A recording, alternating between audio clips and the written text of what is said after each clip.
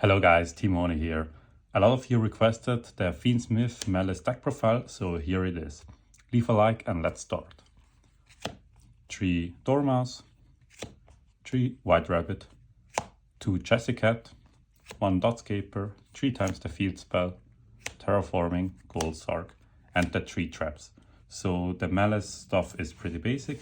Now let's go to the Fiendsmith. We played 3 Engraver, 1 Lacrima, 1 Larry, 2 Tract, and 1 Fiendsmith in Paradise. Then for the non-engine or the hand traps, we played still 1 Magnamut, 3 Duisworm, and 2 Baldrake. I reduced this to 2 because of siding patterns and also for space reasons, but they're still nice extenders. Of course, you need less, like you don't need Lubellion and such, just because you have the Fiendsmith also as extenders. Then for the underhead traps, we play 3 Ash, 3 Fuvolos, 3 Nip, and then 1 Triple Tactics Talents. This is also here for side patterns and it's always nice. So now let's go to the extra deck, which a lot of you wanted to see.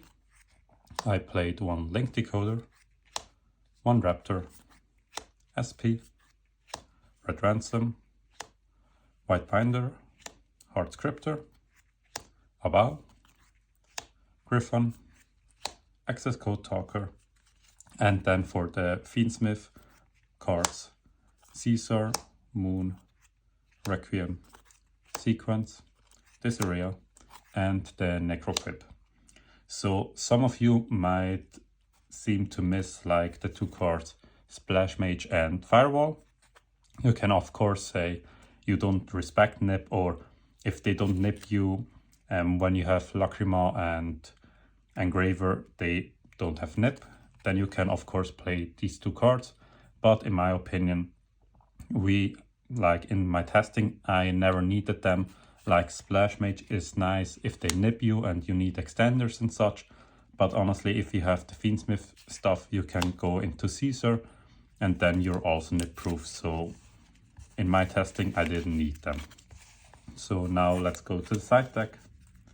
I played 3 Lancea, 3 Borrelia, 3 Shifter. Of course, Shifter seems weird with Fiendsmith, but in matchups where Shifter is really good, you can just side the Fiendsmith part out and get this in. Then 2 Triple Tactics Talent, 1 Cult Buy, and 3 Solemn Strikes. Now, the side deck really depends on what you're expecting. So like for my locals, this was always the best and it worked for me. And then I also wanted to show you another part, how to play against Lancea. Like in this deck, of course, if you have, like, let's say, for example, any Fiendsmith card, you can, of course, go into Sequence, then summon the Desiree. Where is it? Here. And if you have a normal summon, like any Maliss monster, like, for example, Dormouse, you can, of course, link these 2 off into a link tree. Let's say, for example, the White Binder to set yourself the trap to get another interaction. But there's obviously also another way, like if there's something into an extra deck you don't want to play or you can make room for, if you think you play a lot of mirror matches, you can also play 1 Lina. The reason for this is like any Fiendsmith card gives you 2 lights, and then instead of going for Sequence, you can go into Lina, and then you can resummon their Lancea, because Lancea can also be tributed on the field.